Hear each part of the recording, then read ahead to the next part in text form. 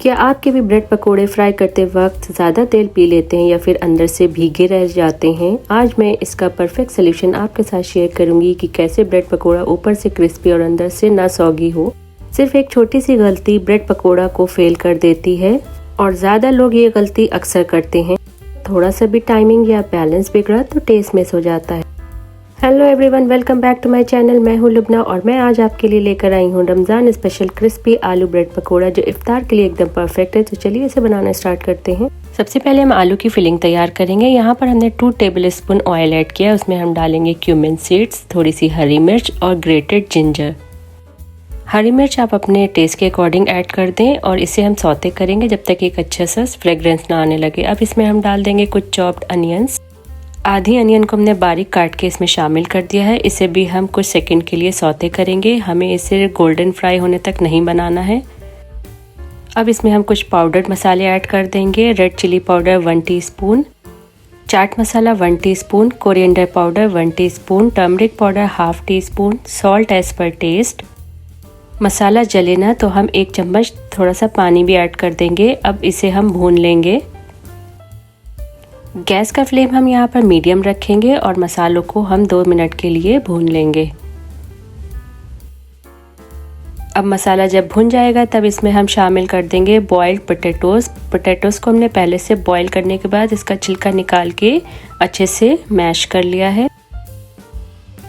बिल्कुल अच्छे से हम मैश कर लेंगे ताकि मोटे मोटे आलू ना दिखें और इसे हम चम्मच से चलाते हुए मसालों के साथ अच्छे से पकाएंगे। इस तरीके से हम प्रेस करेंगे ताकि जो भी मोटा आलू हो वो भी उसमें अच्छे से गल जाए। और यहाँ पर हमारी फिलिंग जो है रेडी हो गई है। अब इसे हम गैस का फ्लेम बंद कर देंगे और फिलिंग को हम ठंडा होने के लिए ये अलग रख देंगे। अब हम तैयार कर लेते हैं बैटर। इसके लिए हमें चाहिए है बेसन 1 कप। इसमें कुछ मसाले ऐड कर देंगे। 1/4 टीस्पून हल्दी powder, red chilli powder 1/2 teaspoon, chaat masala 1 teaspoon, नमक टेस्ट के अकॉर्डिंग थोड़ा सा शामिल कर देंगे। अच्छे से एक बार इसे मिक्स कर लेंगे सारे मसालों को बेसन के साथ और फिर थोड़ा थोड़ा पानी डाल के अब हम एक अच्छा सा बैटर तैयार कर लेंगे। पानी पहले हम थोड़ा सा ऐड करेंगे और जब ज़रूरत होगी तो थोड़ा और पानी ऐड कर देंगे। अच्छे से मिक्सिंग करेंगे। चाहे तो आप हाथ से मिक्सिंग कर लें या फिर आप चम्मच से फेंट सकते हैं। बैटर जो है हमारा मीडियम थिक होना चाहिए, फ्लोई हो लेकिन वाटरी बिल्कुल ना हो। तो यहाँ पर हमें लग रहा था ज़्यादा थिक है तो इसलिए हमने थोड़ा सा पानी और ऐड कर दिया है। इसे भी हम मिक्स कर लेंगे और ये देखिए हमारा परफेक्ट बैटर तैयार है। ना ही बहुत लिक्विडी है ना ही बहुत थिक है। अब इसमें हम शामिल कर देंगे थोड़े से कोरिएंडर लीव्स और इसमें हम डाल देंगे 1 बड़ा चम्मच सीसम सीड्स। अगर आपको अभी तक ये पकोड़ों की रेसिपी यूज़फुल लग रही है तो प्लीज़ चैनल को सब्सक्राइब कर लीजिए। आपका एक सब्सक्राइब मुझे मोटिवेट करता है और भी मज़ेदार रेसिपीज़ लाने के लिए। तो चलिए फिर से चलते हैं रेसिपी की तरफ। यहाँ पर हम bread as it is use करने वाले हैं। हम इसके किनारे सेपरेट नहीं करेंगे। अगर आप चाहें तो किनारे हटा भी सकते हैं।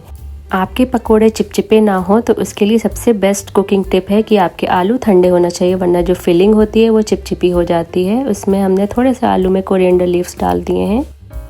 एक ब्रेड का स्लाइस लेंगे, उसके ऊपर हम एक चटनी की लेयर लगा देंगे। ये ऑप्शनल स्टेप है। अगर आप थोड़ा चटपटा खाना पसंद करते हैं तो ये लेयर लगा दें। इससे ब्रेड पकोड़ा बहुत ही मज़ेदार लगता है। और अगर आप बच्चों के लिए बना रहे हैं तो चटनी का स्किप कर सकते हैं। आलू की फिलिंग अब हम ब्रेड के बीच में रखेंगे और इस चारों तरफ इसे हम फैला देंगे। हम इसे फ्लैटन कर लेंगे। हमें एक जनरस अमाउंट फिलिंग का लेना है ताकि जब हम ब्रेड पकोड़ा खाएं तो बिल्कुल मज़ा आए, चटपटा सा लगे।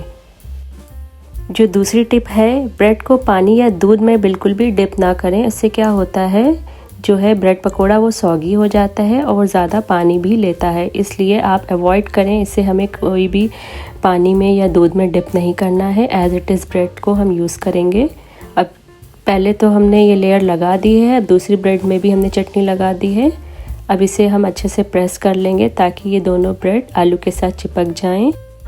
तो चलिए यहाँ पर हम इसे कट कर लेते हैं। क्योंकि ये ब्रेड जो है बड़े साइज़ की है तो इसलिए एक ब्रेड से हम 3 पकोड़े बनाने वाले हैं। आप चाहें तो इससे 2 भी बना सकते हैं। यहाँ पर हमने रेक्टेंगल शेप के पकोड़े बनाने जा रहे हैं। इसी तरीके से हम सारी फिलिंग करके पकोड़ों को कट करके रख लेंगे। कुछ पकोड़े हम रेक्टेंगल शेप में बनाएंगे और कुछ हम जो है वो ट्रायंगल बनाएंगे। ट्रायंगल को हम इस तरीके से कट करेंगे। ये सारी प्रिपरेशन करके रख लेंगे। आप चाहें तो इस स्टेज पे ये जो ब्रेड पकोड़े हैं इनको आप फ्रीज़ भी कर सकते हैं। जो आप जब भी आपका मन करे आप इसे डिफ्रॉस्ट करें और इसे फिर बैटर में कोटिंग करके बना के खा सकते हैं। ब्रेड को बैटर में डालने से पहले एक बार अच्छे से हम स्टर कर लेंगे। फिर हम ब्रेड पकोड़े को कोट करेंगे इस बैटर में। चारों साइड से हम कोट कर लेंगे अच्छे से। और दूसरी तरफ हम क्या करेंगे, तेल को गरम करने रख देंगे। मीडियम फ्लेम पे रखेंगे। तेल जब हमारा गरम हो जाएगा फिर हम पकोड़ों को इसमें शामिल कर देंगे। एक एक करके हम सारे पकोड़े तेल में डाल देंगे। तेल पहले से ही गरम है। तेल का टेम्परेचर बहुत ही इम्पॉर्टेंट होता है। तो यहाँ पर एक सबसे इम्पॉर्टेंट टिप है, तेल मीडियम गरम होना चाहिए। बहुत ज़्यादा गरम होगा तब पकोड़े जल जाएंगे और कम गरम होगा तो वो तेल पेल जाएगा। इसलिए जो तेल है वो मीडियम गरम होना चाहिए। बिल्कुल लो फ्लेम भी नहीं होना चाहिए, ना ही हाई होना चाहिए। हाई में क्या है वो ऊपर से जो है वो जल जाएगा और अंदर से अच्छे से पकेगा नहीं। कुछ मिनट के लिए हम पकोड़े को टच नहीं करेंगे। जब एक साइड से पक जाएगा तब हम इसे टर्न ओवर कर देंगे। ये फ्रेंड्स कलर कितना परफेक्ट गोल्डन ब्राउन सा आ गया है। बाहर से क्रिस्पी अंदर से सॉफ्ट, बिल्कुल हलवाई स्टाइल के ये पकोड़े बनके तैयार हो गए हैं। इसे छलनी पे निकालेंगे और थोड़ी देर छलनी पे ही रखेंगे ताकि जितना भी एक्स्ट्रा ऑयल है वो ड्रेन हो जाए। फिर इन पकोड़ों को हम किचन के टिश्यू पेपर पे डाल देंगे ताकि जो भी एक्स्ट्रा ऑयल हो वो आसानी से निकल जाए।